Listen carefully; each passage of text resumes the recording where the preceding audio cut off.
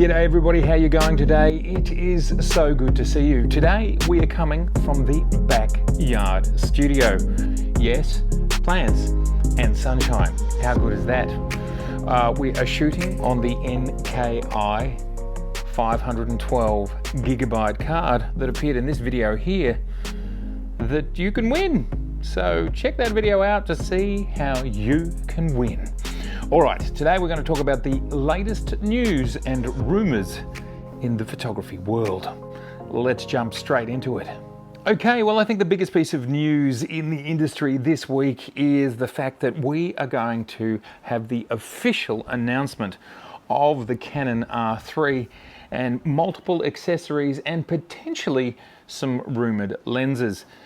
I think we're pretty much certain on what the specification of the Canon R3 is at this point in time. We're expecting it to be a 24 megapixel backside illuminated sensor running at super high speed. It's going to have a variable angle touchscreen. It's going to have the new accessory shoe, which allows it to talk, the camera to talk to microphones and flashes and whatever else they can dream up. Maybe even monitors on top of cameras and so on to power them. So it's got that new hot shoe. It's going to have Wi-Fi, 5 gigahertz, high speed, 30 frames per second, electronic shutter, and it'll be able to do RAW at 30 frames per second. AF down to -7 EV, 8 stops of coordinated control, image stabilization with the correct lens and obviously this body. So 8 stops, that's amazing. That's absolutely huge. As I said, the lens needs to have image stabilization as well for that to work. 4K Canon log, oversampled 4K, internal RAW video recording, which I think is going to become the norm moving forward with higher end cameras. I'm certainly expecting that with the Z9. Inclusion of car and motorbike AF detect, that's something to behold. And we should expect it to have the same weather sealing as the 1DS series of cameras. It'll have dual card slots, an SD and a CFexpress, which I think is not what Nikon will do with the Z9. There are pros and cons for going each way. So that's the spec. Look, it's going to be an absolutely cracker of a camera for photojournalists, sports journalists, sports enthusiasts, wildlife photographers. It's going to be a killer camera, which of course can be coupled with all of Canon's amazing glass. I think we all can't wait to see this thing have a little race around the track and see how it goes. I'm certainly looking forward to seeing it. Now, some rumoured lenses to be coming alongside it are the Canon RF 100-400 5.6 to 7.1, a similar sort of lens again that we're expecting from Nikon. Who knows? There's a lot of people hanging for it. As well as a Canon RF 16mm 2.8. Since I recorded this video, news has been moving very quickly on the Canon front. We now have images of the 16mm 2.8. It is expected to have 9 elements in 7 groups. It'll have a 13cm minimum focus distance, a maximum magnification of 0.26, a filter size of 43mm, and it's only going to be 40mm long. Then we have the telephoto lens. The 100-400 is now rumoured to be a 5.6 to f8 on the long end. It will have in-body image stabilization. Something quite interesting about the 100-400 is that it will fit Canon's 2 teleconverters, the 1.4 and the 2 times. I think this is a good move, but it's certainly going to make the f-stops very, very low on the long end when you've got the 2 times on. Does that make it an f16? Something like that.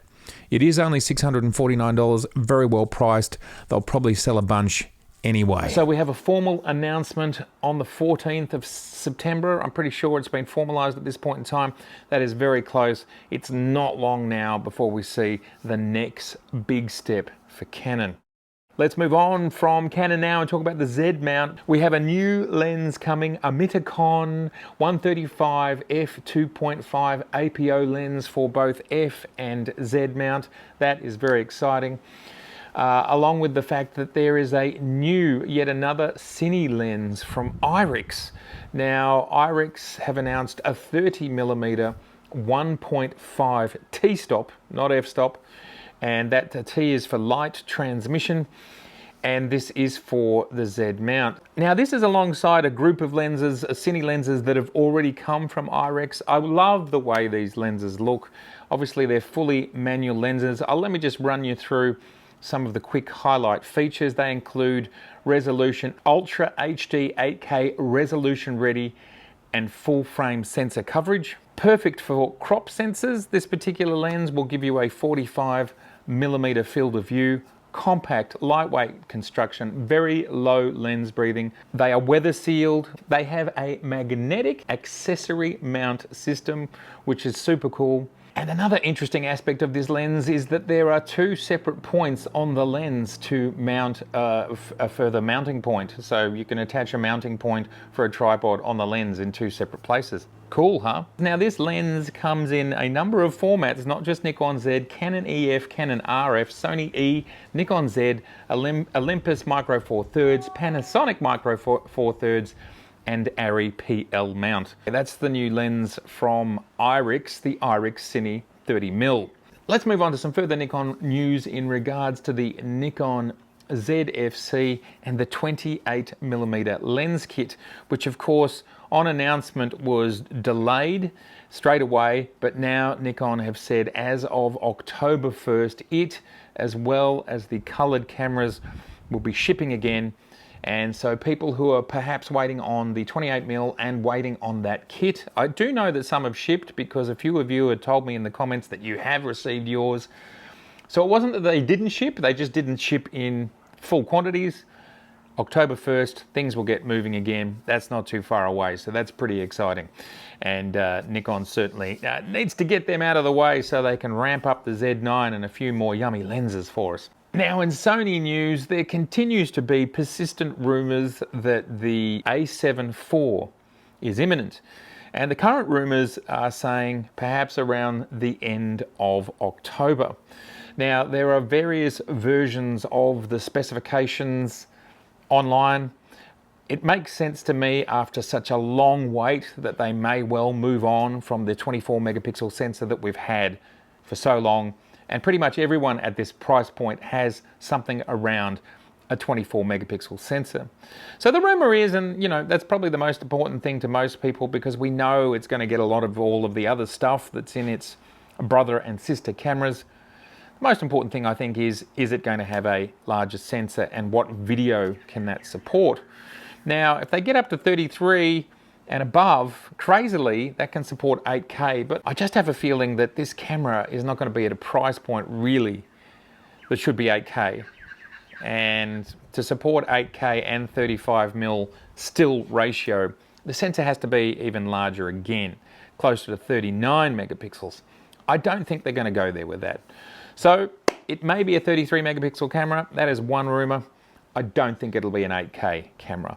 So very exciting for Sony users to see this absolutely workhorse, middle of the range camera that is probably their highest selling camera of all the Alpha 7 series. Looking forward to seeing whether Sony do get the Sony A7 IV out before the end of this year. It's long awaited and I would say overdue at this point in time.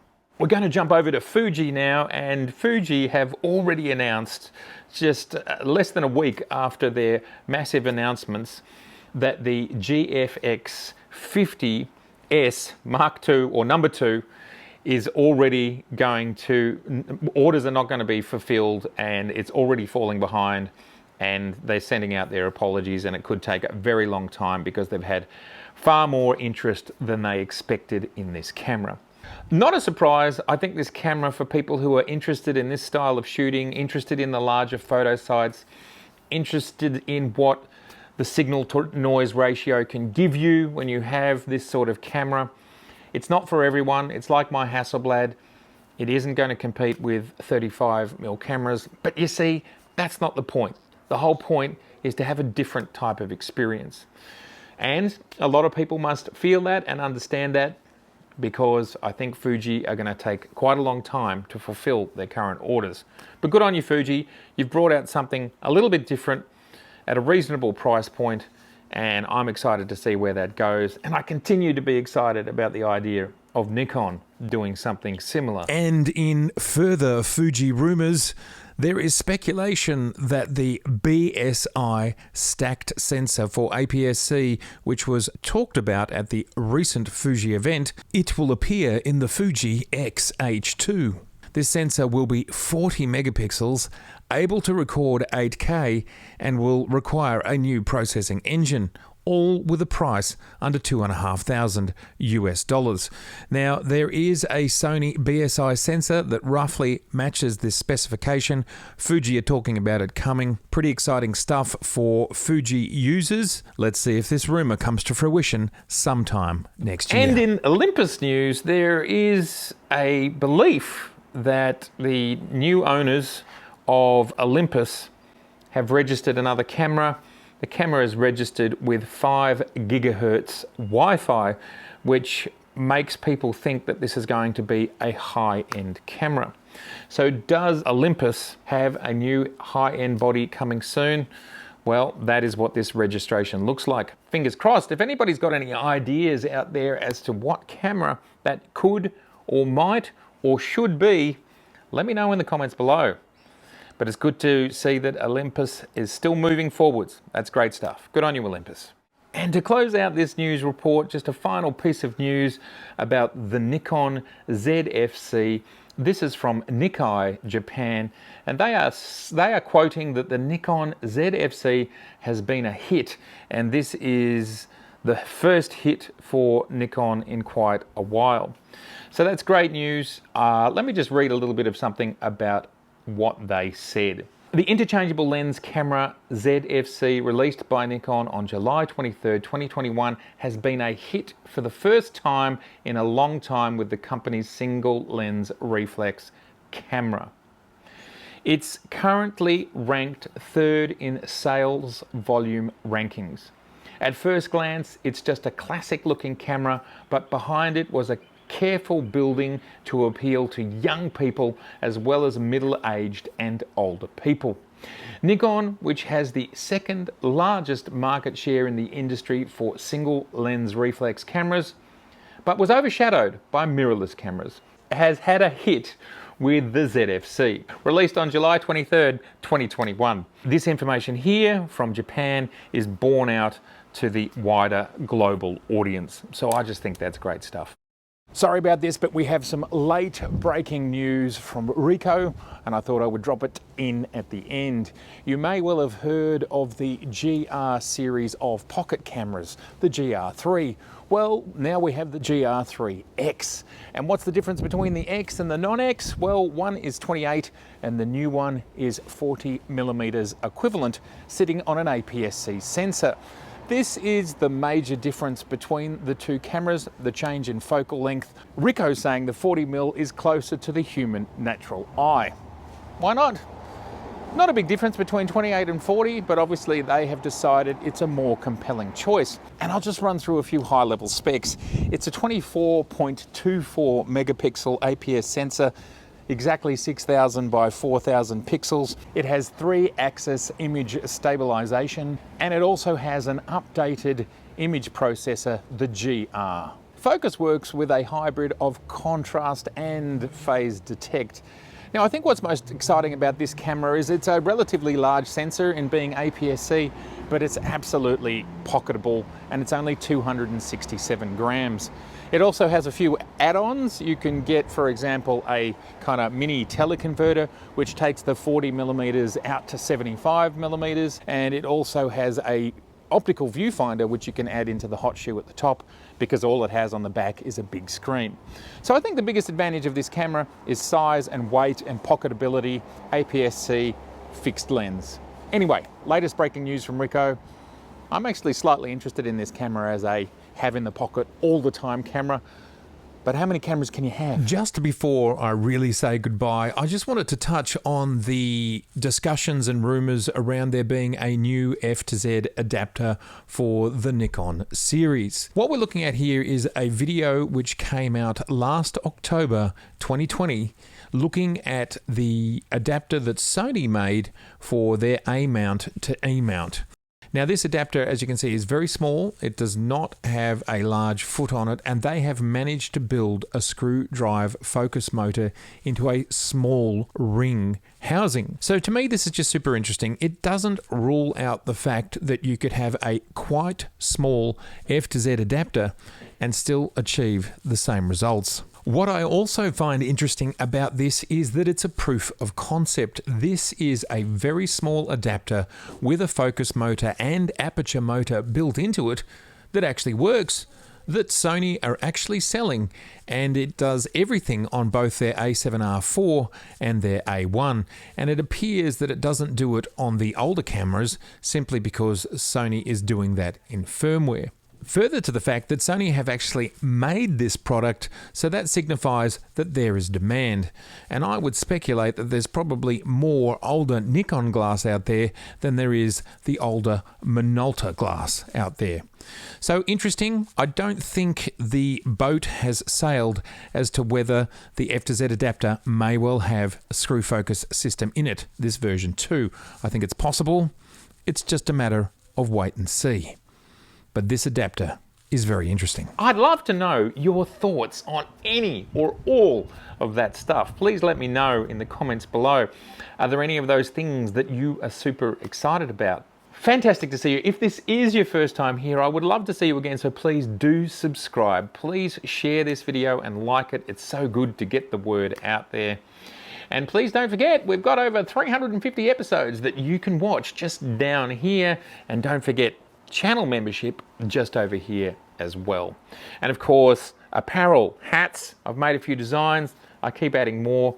This is the Canon, there's the Mitakon X, and so much more. I say sayonara to you, auf Wiedersehen, yasu, from here in the backyard studio.